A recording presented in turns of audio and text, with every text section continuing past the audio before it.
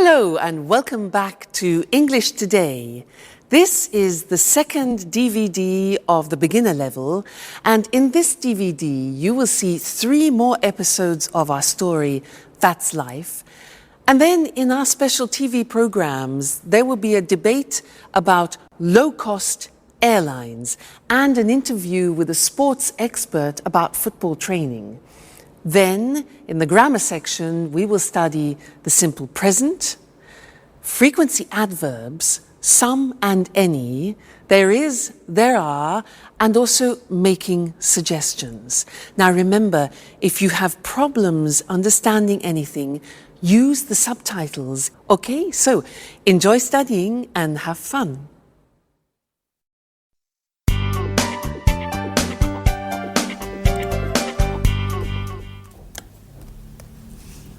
Hello, Anne. Oh, it's you, Peter. Look, this is it. Look at what? My office. Here, near my bed. Oh, I see. By the way, where are the office supplies? The computer supplies are in that cupboard over there. The folders, pencils, pens, etc. are here in this cupboard. And I also have 2 chairs. Oh, good. Are these for everyone? No, they are not. Don't touch anything, please. Okay, so you say you have all of the office supplies. No, not really. There isn't a fax machine. There aren't all the programs I need on my computer. And I guess you have an answering machine. Is it useful? I don't need an answering machine. I answer the telephone myself.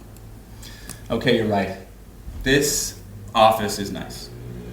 And if you need a fax machine, I have one in my apartment. Oh, thank you. Wait a minute. Something is missing. Where's the coffee machine? All offices have a coffee machine. I'm afraid there isn't one here. There's a staff kitchen on the other side of the house. In the kitchen. We can have some coffee there. Good idea.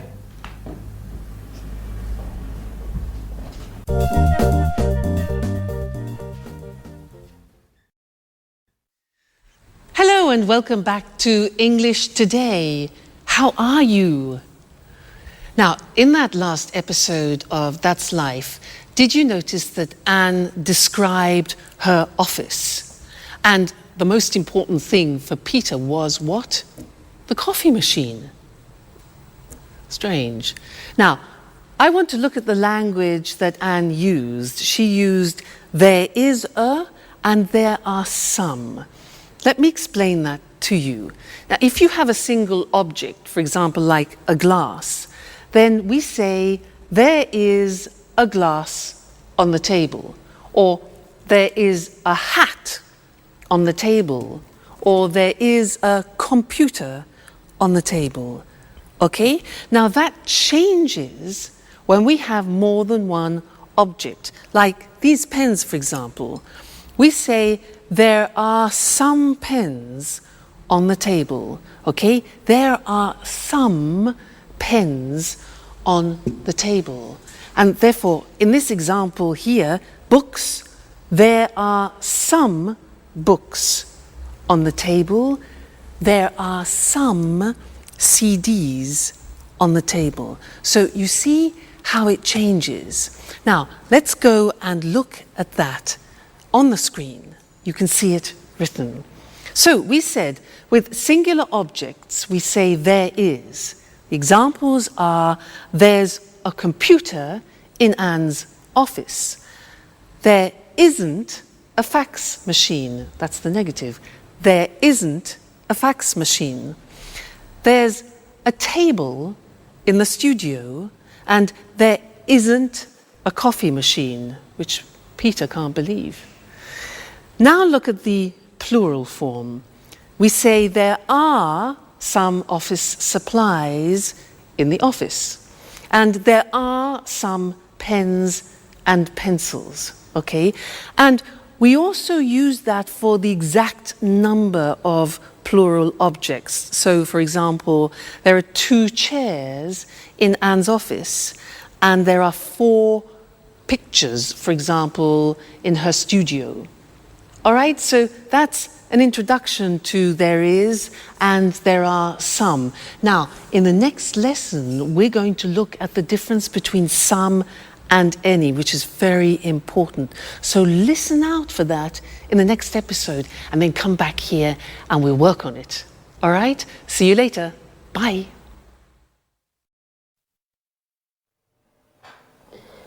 Do you want milk with your coffee?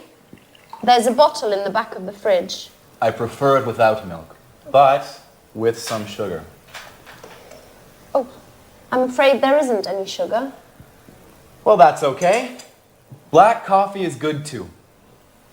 Do you have any of those great cookies? Oh, yes.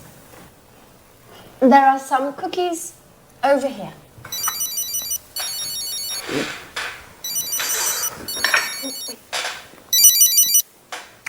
Peter speaking. What? An audition? No, not at all. I'm free. Great. Bye. Well, finally, an audition. Wonderful. When? Next Monday at the Opera Theater. These cookies are fantastic. Are there any more? There are some more in the box. Thank you. Bye, Anne. Time for music. Hey! Take your dirty napkin away from my kitchen!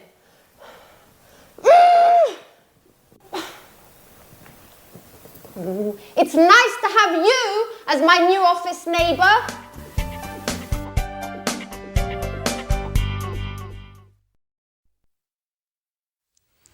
Hi again.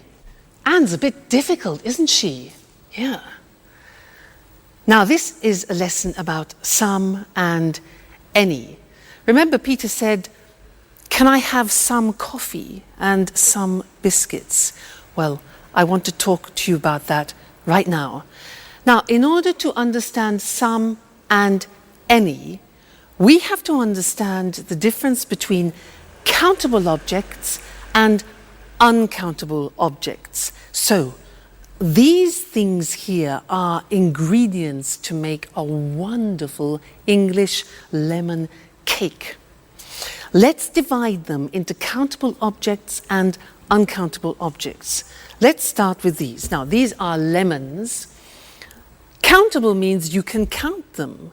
Uncountable means you can't count them. Can you count these? Yeah, 1, 2. So these are countable. So there are some lemons.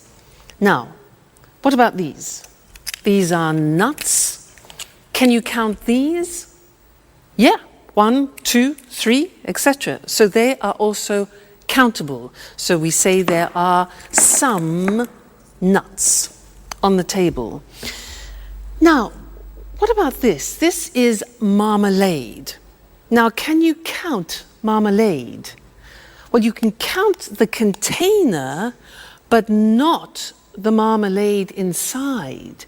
So this is uncountable, and we say in English, there is some marmalade. It's a singular verb. So we put it here, it's uncountable. Okay? Now, let's look at this. What's this? This is salt. Salt. Now, is this countable or uncountable for you? Countable or uncountable? Well, it is very difficult to count all the little bits of salt. So this is uncountable. We put it here, all right? Now, next thing, these two, eggs.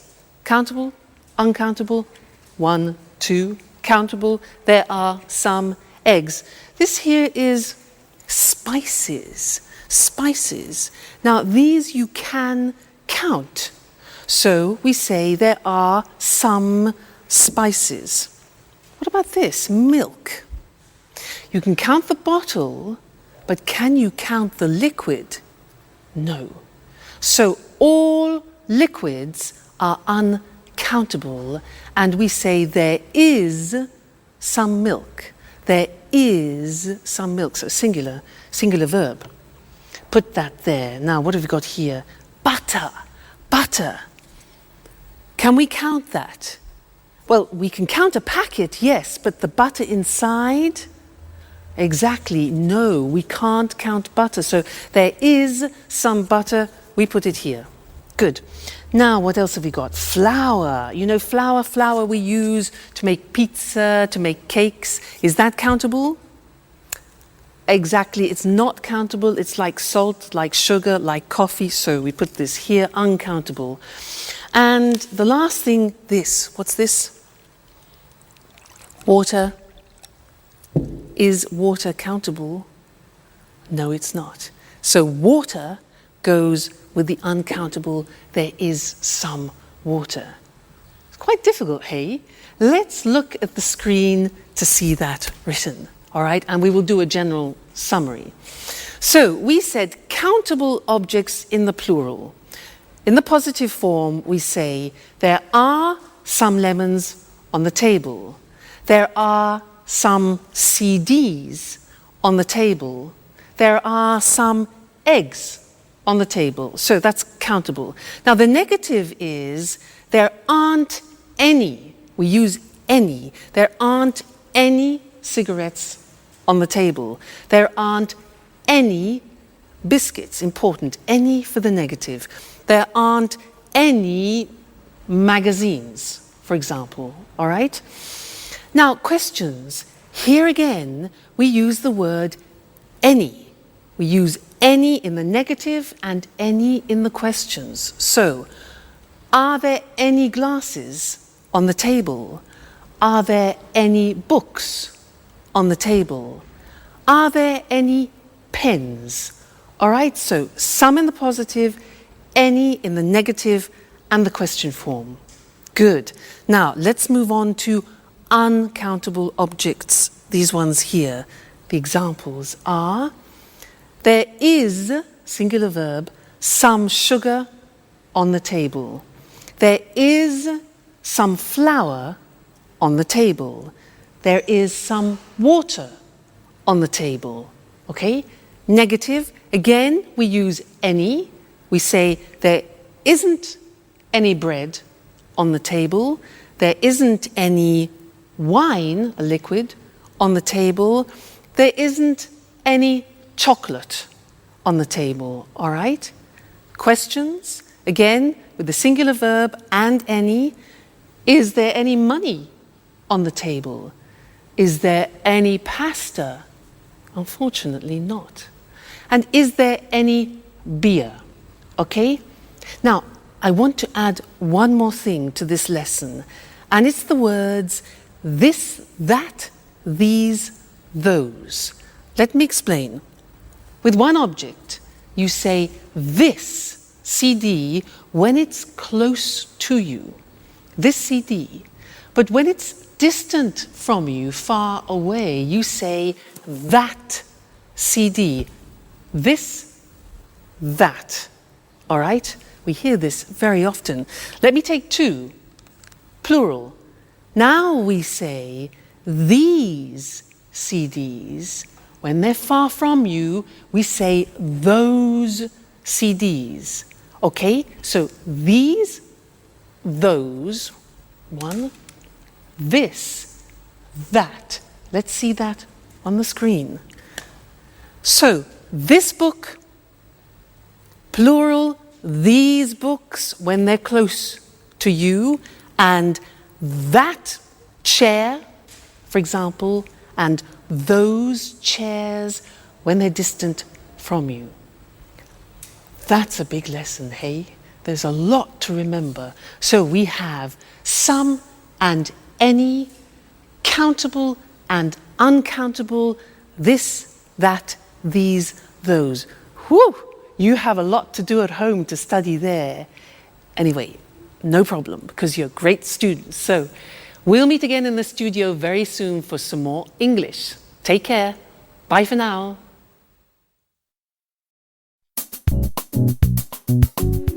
Work is so hard, guys. I wake up at 6:30 every day have breakfast, and take the train to work. Every day. I know.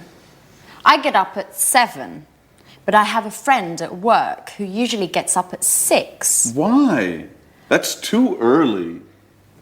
It takes him an hour to drive to work. Wow, that's a long drive. Yes. But he lives in the country.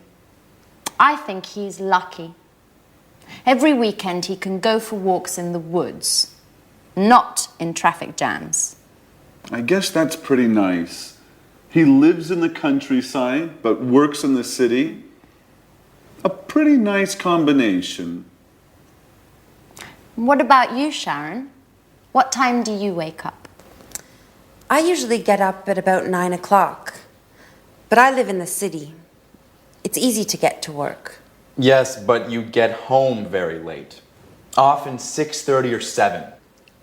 You know, I sometimes have 5 or 6 groups of tourists a day. You work too much, my dear. And you sing too much, Peter.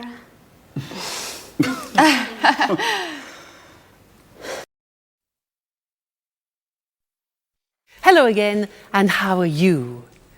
Now, from that last conversation, we learned that Sharon works too much and Peter sings too much.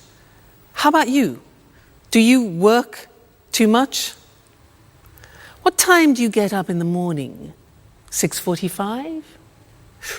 7 o'clock? 7:15? 7:30?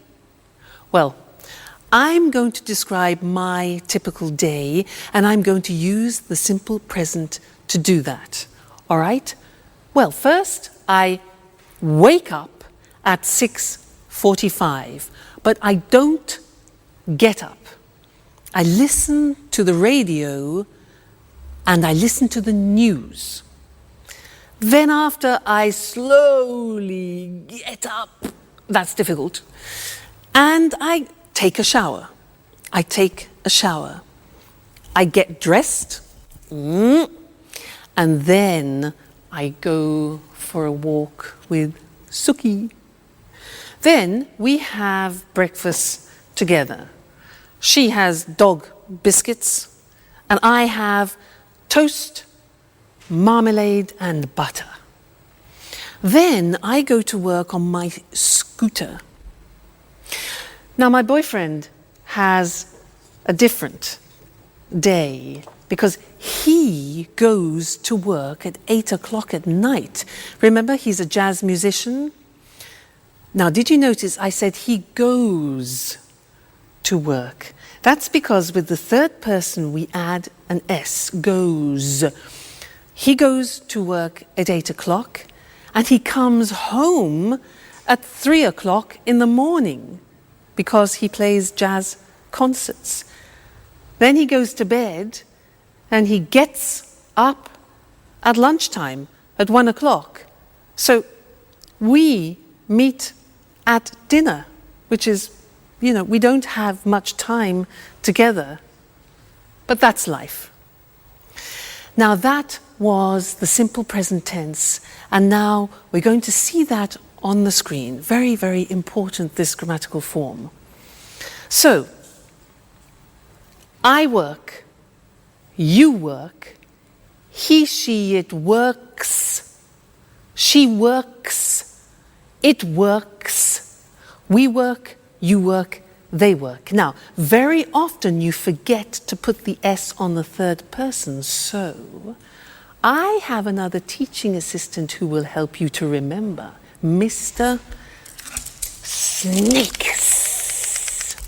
He is here to help you remember to put the S on the third person. So listen, I work at home, you work every day, he works at night, she works in an office, it works all week, we work together, you work full-time, they work at weekends. So remember, it's not difficult, the simple present in English.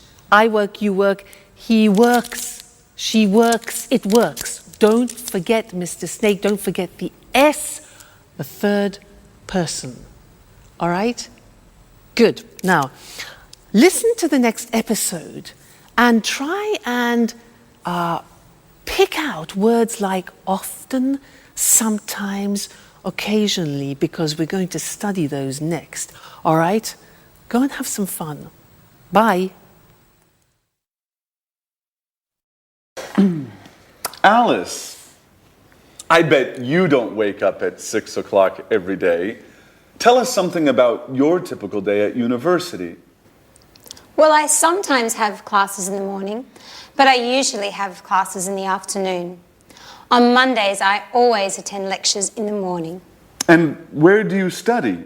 I usually study in the library, but I sometimes study at home too, when I don't have classes in the morning. My friend David also studies at your university. Do you remember him?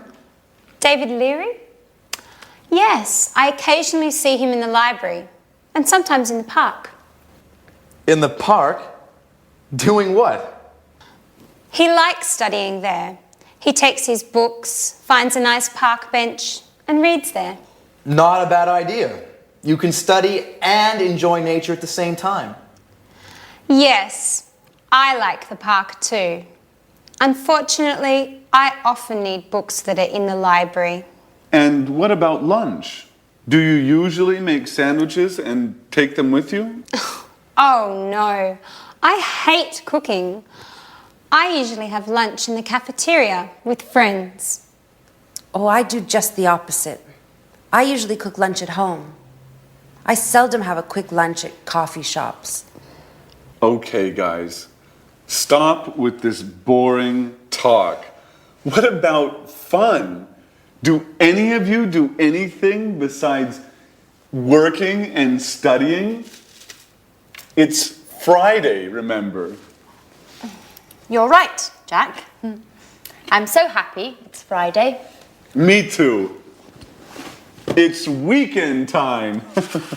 Time for shopping.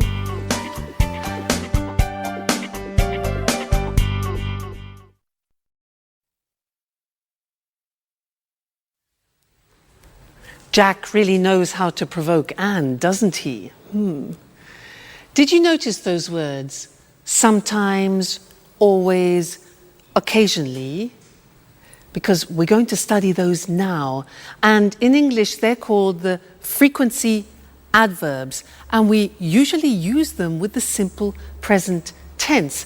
And they describe how many times you do actions, frequency adverbs. Now, to help me introduce them, I have another teaching assistant. This is, ta-da, Mr. Dinosaur. Mr. Dinosaur is here to help you with the frequency adverbs. Dinosaur, D-I-N-O-S-A-U-R. Now, let's see at the screen how Mr. Dinosaur is going to help you. Well, look at the screen. Now, we're talking about adverbs of frequency, things which describe how often you do something, like habitual actions. Dinosaur. Look at the screen. We have D-I-N-O-S-A-U-R. Now, these letters represent a frequency adverb. Let's see if you can find them. What do you think O is? When you do something a lot. Yeah, often. O is often. What about N? When you do, N is never. Good. N is never. What about A? Something that you do a lot. A is always. Good. What about S? S is sometimes. Very good, sometimes. Now, U is for usually. Usually, it's a habit. What about R? R stands for rarely. That's difficult to pronounce. Rarely. And the last one, look at the top. We've got D. Monday, Tuesday, Wednesday, Thursday, Friday, Saturday, Sunday is a bit strange, this. Every day. All right, so those are the main frequency adverbs. Every day, never, often, sometimes, always, usually, rarely. You notice sometimes is also the same as occasionally, and rarely, another way to say rarely is seldom. Okay, now the important thing about Mr. Dinosaur and the frequency adverbs is where to put them in the sentence. Now, look at the examples. We put them in front of the main verb. So, I never go out. You always arrive late. He usually gets up at 7. She rarely plays tennis. It often rains in England. We sometimes watch TV. You occasionally drink wine. And the last one is different. Every day they drive to work. Usually every day we put at the beginning. But the others are always before the main verb and after the subject. Now, one problem. There is an exception to the rule, which is typical of the English language. And what is the exception? The exception is the verb to be. The verb to be is always an exception in English. Let's see how that works. Look at the example. He isn't often late. We are sometimes in a hurry. You see the position. The position of the frequency adverb is after the verb to be, not before. And that's the rule. So he isn't often late. We're sometimes in a hurry. They're never at home. And I'm always tired. So those are the frequency adverbs, very important, and we use them to describe our habitual actions. Now, in the next episode of That's Life, listen for this word, enough. Enough. It's a very strange word because we're going to talk about that in the next lesson here in the studio. So, go and see That's Life. Bye.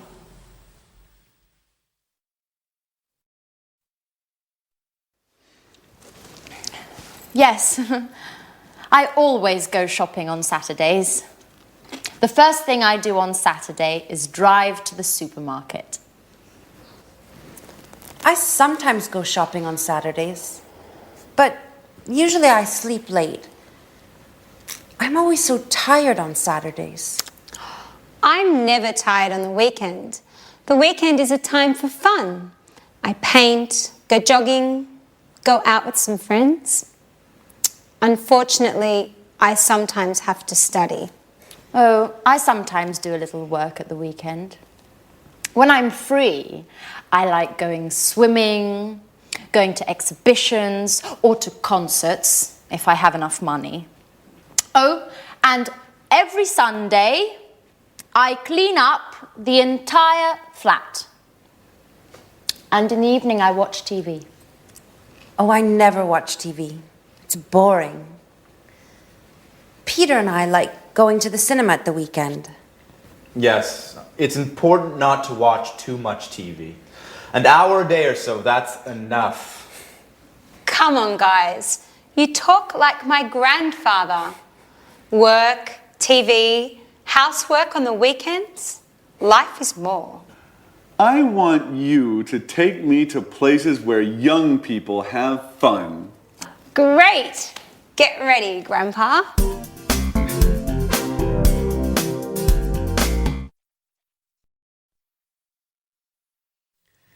Hello and welcome back again to English Today, your live English language program. Now, did you notice how Anne said that she loves going to concerts and exhibitions, but she doesn't have enough money? Now, this word enough. Enough. It's written E-N-O-U-G-H.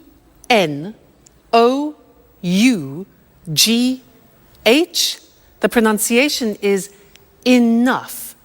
What does it mean? Let me show you. I have a ticket here for a concert. Okay? This is 45 euro. 45 euro. Now, I have 40 euro here. 40 euro, 45 euro for the ticket. It isn't enough. It means it's less. It's not sufficient. It isn't enough. No ticket, no concert. So, happens. Like Anne, poor Anne, not enough money. Now, another example, you ask me, can I have a glass of water? And I say, sure. So,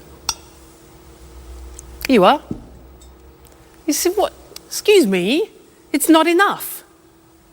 Not enough, it's not sufficient. Oh, I say, okay, fine. So, glass of water, here we go. And you say, oh, it's too much. Too much. Now, that is the opposite. When something is in excess, it's too much. Let's go back to the ticket. For example, imagine that the theatre ticket has a discount. Now it only costs 30 euro. 30 euro. I've got 40 euro, which is too much. In excess, too much. But that's great. That's not a problem. That's great. I can go to the concert. Okay? So, that's enough, too much. Now, one more word. It's a small word, and it's so. When do we use so?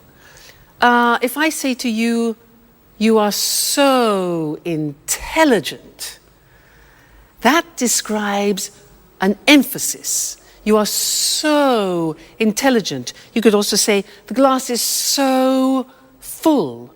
Okay? So is to express an emphasis of something.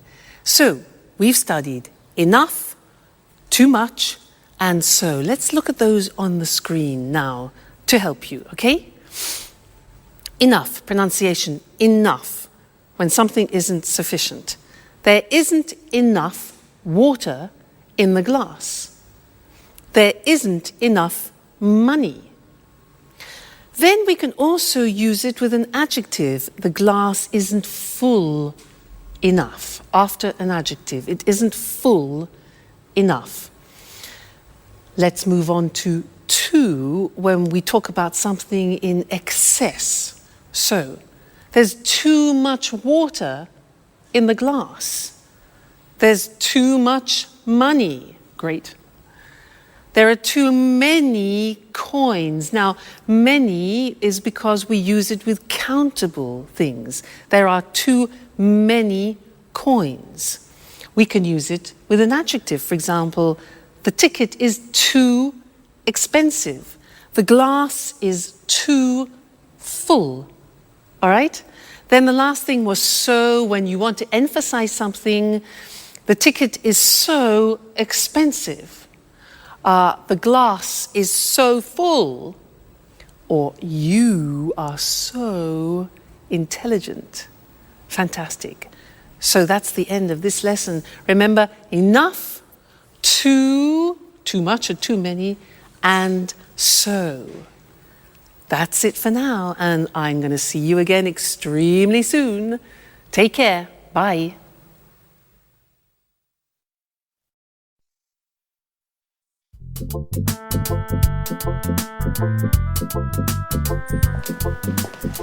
May I ask you a question, Alice? Sure, ask any question you like. I'm an open book.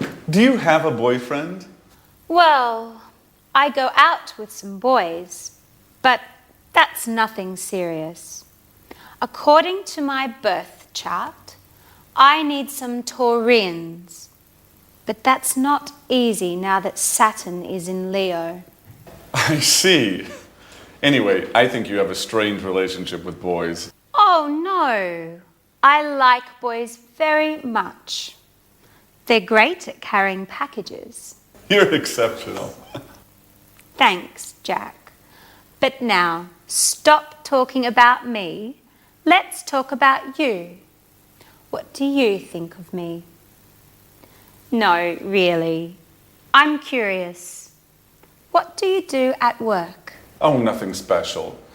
You know Speedmaster, the sporting goods factory. Yeah, sure. They produce wonderful running shoes. What department do you work in? I'm a sales manager. Last month they gave me a promotion, and now I am responsible for Southern Europe. That's why I moved here. Wow, that's really interesting. You must be very good at work. What exactly do you do? Oh, basically I look for new clients and keep them informed about new product lines and take care of their requests. What kind of requests do they have? Oh, they often ask questions about new models and prices. What do you do if they want a discount? Well, basically, I don't get mad. I listen to them and then I tell them no. Well, seriously speaking, it depends. Each client is different. If they're important, I try to make an agreement with them. Hi, Anne. Hi, Sharon. Where's Peter? Oh, Peter's preparing his audition. Well, tell Peter I wish him good luck. Do you really care?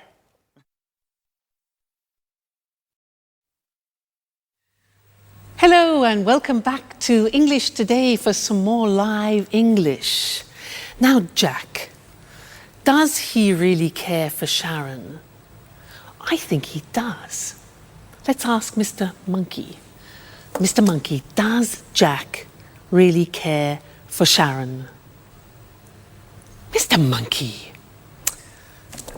Yes, he agrees, he cares. Now, in that episode, there were a lot of questions, and I want to practice that with you now. And to do that, we are going to have a quiz. I am going to change profession. I am no longer an English teacher. I have a different job. I will ask 10 questions. I will give the answers, and you must guess my new job. Now, if you guess it correctly, I will play a flight for you to go to London for a romantic weekend. How about that? Flight to London? So 10 questions. Listen carefully. Number 1. Do I work in an office? No, I don't. Number 2. Do I work outside? Well, yes, actually, I do sometimes work outside. Next, do I have special qualifications? Oh, yes, I have special qualifications for my job. Okay, next one. Do I work at weekends? Yes, I do, actually. Most weekends I work. So, I don't work in an office. I work outside sometimes. I have special qualifications, and I work at weekends. Okay, next one. Do you travel a lot? Oh yes, I travel everywhere. I travel to America, to the Far East, around Europe, a lot. Do you earn a lot of money? Oh yes, I earn a lot of money. Next question. Do you use your hands when you work? Yes, I do. I use my hands and I also use my feet. Very important. Next one.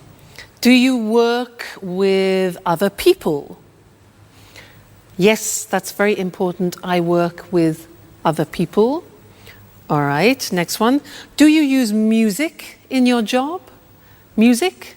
Yes, now music is very important for me, music. And the last question, do you wear special clothes? Well, yes. For my job, I have special clothes, I have special shoes, particular shoes, and I do my hair in a special way. So, I use my hands and my feet. I work with other people. I use music. I earn a lot of money. I wear special clothes, and I travel a lot. So what's my job? No. Nope. Nope. It's difficult. Shall I tell you? I'm a prima ballerina. I won, you lost. No London, no flight to London. Next time, there'll be another quiz. All right, good. So let's look at the grammar that we've just used for asking questions, okay? Now, we have the question form with the question word like when, the auxiliary, do, I, the subject, and then arrive, which is the verb. So, when do I arrive? Okay, that's a typical question in the simple present. Look at the next one. What do you do at work? What do you do? Next one now, this is important, and we need Mr. Snake because it's who does he work with? Remember, does, third person, the S, do becomes does. So who does he work with? Next one, why does she study? Third person. How much does it cost? Again, third person, it. When do we leave? Where do we live? And how do they speak English? Okay, so remember, third person does is the auxiliary plus the infinitive. All right, so those are the English question forms. Now, in the next episode, listen out for the negative form, and then we'll study that together. Okay, so have fun studying, and I'll see you again very soon. Bye.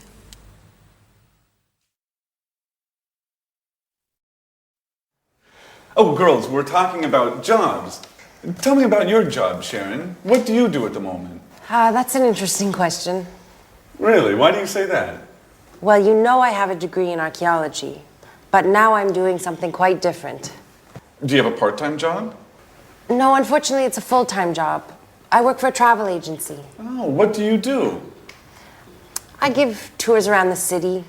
I bring tourists to monuments and museums and other interesting places. Oh, that's nice. Could I have you as a tour guide for one day? I'm sorry. I only work with groups, usually with Japanese people. Oh, well, I'm a black belt in karate. Very funny, but it's not enough. It's too bad. Anne, stop cleaning for a moment. Sit down and tell me about your job. Okay. I work in a publishing company. Oh, so you work with famous writers? Not exactly. I don't work with the writers. I just read their proofs and correct them before printing. By the way, do you know Paul Taylor? He works with you, right? Yes, but we don't work in the same department. He works in the advertising department. But we are good friends. Every weekend we play tennis together. Play tennis? I'm jealous. Do you play tennis too? Do you want to play with us? Well, just joking. I don't play tennis that well. Only karate.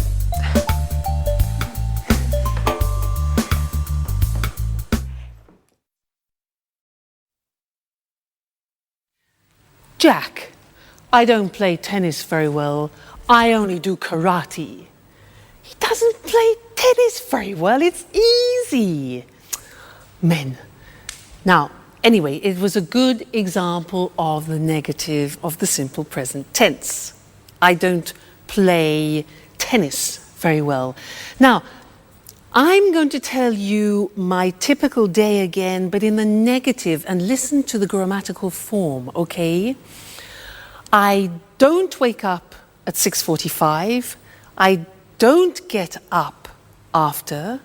I don't listen to the radio. Now, don't is do not abbreviated, okay?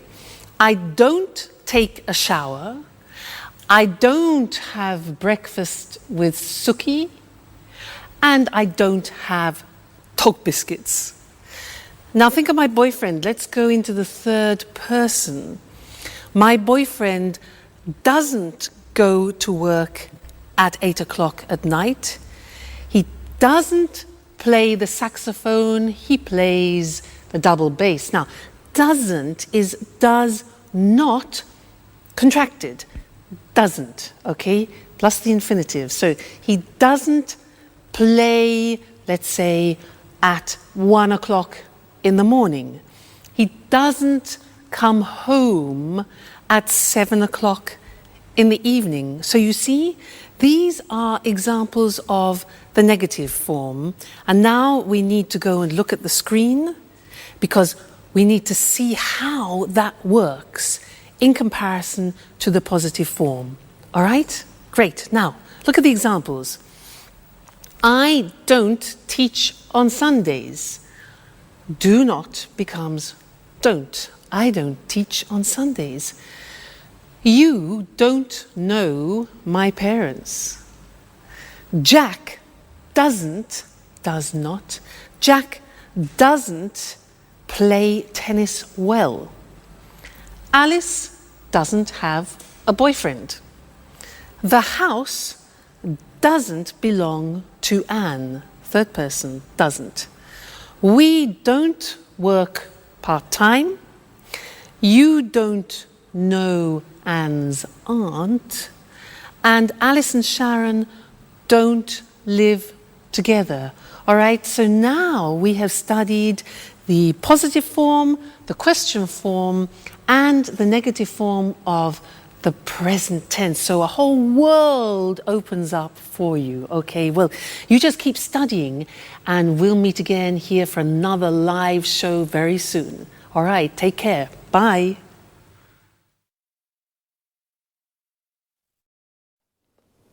Good evening from Eric Brown. Welcome to another edition of Let's Talk. With me here in the studio are Marie and Tom. Hello, Marie. Hello, Tom. Hello, Eric. Well, today, let's talk.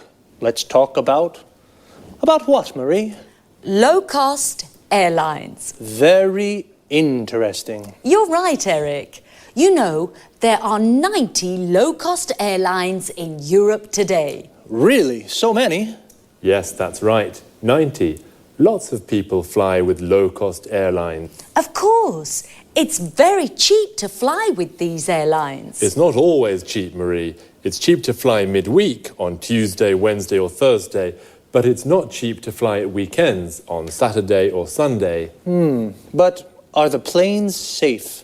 Yes, the planes are usually new, so they are safe. That's good. It's important to fly in safe planes. And what about the tickets? Is it easy to find them? Yes, it's very easy. I usually buy my tickets online with my credit card. Well, I travel a lot. Really? You're a real expert on low-cost airlines, Marie, aren't you? Yes, I am. My boyfriend lives in Berlin. Oh, and how often do you visit him? I go to see him twice a month. Oh, I see. And are the flights on time? Yes, they're usually on time. I leave work at 5:30 in the afternoon and arrive at the airport at 6. Perfect for the check-in. That's very convenient. You're lucky, Marie. Usually low-cost flights leave from airports a long way from the city. What time's your flight?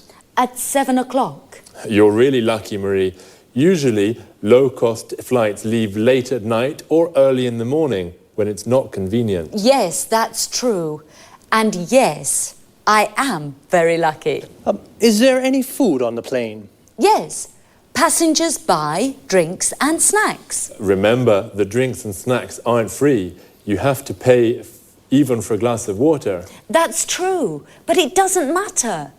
I arrive in Berlin at 8:30, just in time for a pizza with my boyfriend at Bella Napoli. A very good pizzeria, the best one in Berlin. Oh, that's great. But for us, it's time to say goodbye. Okay, low-cost airlines. Today, there are many low-cost airlines throughout Europe. They are very easy to use, and they are cheap. And the planes are safe, and they are usually on time. Very interesting, very, very interesting. Thank you, Marie. Thank you. And thank you, Tom. Thank you. And goodbye. And see you again soon on another edition of Let's Talk. Well, low-cost airlines really make traveling easy. For many people, flying is very simple, like taking a bus. Now let's take a look at some very useful vocabulary and expressions you just heard. The check-in is the place where you show your passport and leave your luggage. In English, it is also a verb. We say, I check in at 7, or where's the check-in for Berlin? When we talk about cheap prices, we mean it doesn't cost very much, and expensive means it costs a lot. My ticket to Berlin is 600 euros. It's expensive. Your ticket is 100 euros. It's cheap. Her ticket is 30 euros. That's very cheap. To say what airline we use, we say fly with, followed by the name of the airline. I fly with Air Liverpool, or the type of airline. I fly with low-cost airlines. And what about when you want to ask if the plane is late? We can say, are the flights on time? If the flight is at 7 and it goes at 7, it is on time. But if the flight is at 7 and it goes at 10, it's late. Marie said, I buy my tickets online. This means she uses the internet to buy her ticket. What other things can you do online? Here are some examples. I reserve hotel rooms online. I don't call the hotel on the phone to reserve a room. I use the internet. I check my bank account online. I use the internet to see how much money I have in my account. I pay my bills online. I use the internet to pay the electricity bill, the water bill, the gas bill. Wow, we can really do a lot of things online. Okay, just 2 more things before we say goodbye. The first is frequency. When we say how often we do something, I asked Marie, how often do you visit him? And she said twice a month. Twice a month means 2 times in a month. Once a month means 1 time in a month. But when we do something more than 2 times, we say 3 times a month, 4 times a month, etc. Even if we change the period of time, the structure of frequency remains the same. For example, we can say once a day, twice a week. But remember, we say 3 times a year, 4 times a week. One last thing. Notice the preposition after arrive. When we arrive in a place like a station, airport, shop, we say, I arrive at the airport at 6. But when we arrive in a city or country, we say, I arrive in Berlin at 8:30. So, we say, I arrive at the station, I arrive at the airport, but I arrive in London or I arrive in Madrid. That's about it for now. Take care and see you soon.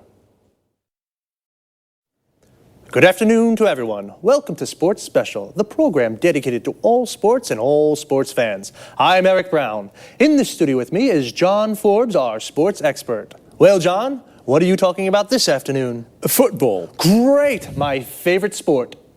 It's not only your favorite sport, Eric. Millions of people love football. Of course. It's a fantastic game, the best in the world.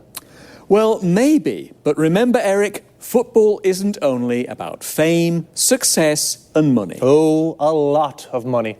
Professional footballers earn millions of euros. That's true, but football is also about hard work, fitness training, stretching, and jogging almost every day. Really? How often do professional players train? They go jogging every day at 8 in the morning, and then they work out in the gym. Ah, so much exercise. And that's not all. Really? What do you mean? Well, they also practice football 3 or 4 times a week with the team. And where do they train? They usually do fitness training at the football ground. First they do stretching, then they practice shooting. Is the coach with them during the training? Yes, of course. The coach is very important for the team. He shows the players good techniques for passing, dribbling and heading. And he decides who plays in the matches. How many matches are there in a football championship? 30, more or less. You know, football championships take place in the winter, usually from September until June. And when do they play matches?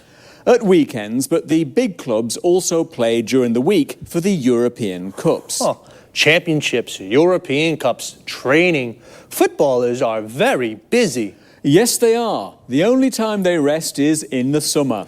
Well, holidays only in the summer, but what about fun? For example, can the players have a beer after a match? Of course, Eric, especially if they win.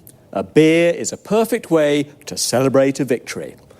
Well, a footballer's training routine is very hard, but it is very rewarding too. Okay, thanks to our expert, John Forbes. And goodbye to all football fans and sports lovers. See you again soon for a new edition of Sports Special. First of all, football and soccer are the same thing. Football is the British word, and soccer is the American form. But they are exactly the same thing.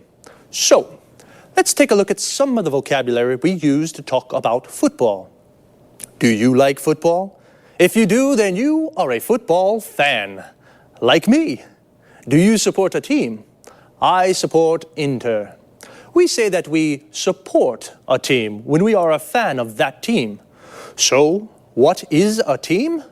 It's the group of players that play together. For example, Manchester United is a football team. A person who plays football as a job is called a professional footballer or a professional football player. Footballer and football player are the same thing. A football player is a footballer. And every team has a coach. A coach is the person who prepares the team. He teaches techniques and how to play well. So, 11 football players make a team, and when two teams play against each other, they play a match. But as John told us, footballers don't only play matches, they do a lot of training. Training is all the exercises they do to prepare for matches. We can say, footballers do training, or footballers train. Training is the noun, and train is the verb. And what do they do when they train? John said a few. They work out in the gym. They do stretching. They go jogging. And they practice football skills. John also mentions some of the skills or techniques that footballers practice. Passing, which means to pass or kick the ball to another player. Dribbling, which means to move the ball forward with the ball. Shooting, which means to shoot or kick the ball into the goal. And heading, which means to hit the ball with your head. It's a lot of hard work. I think they definitely deserve a beer when they win. Well, that's all from me for now. Take it easy. See you next time.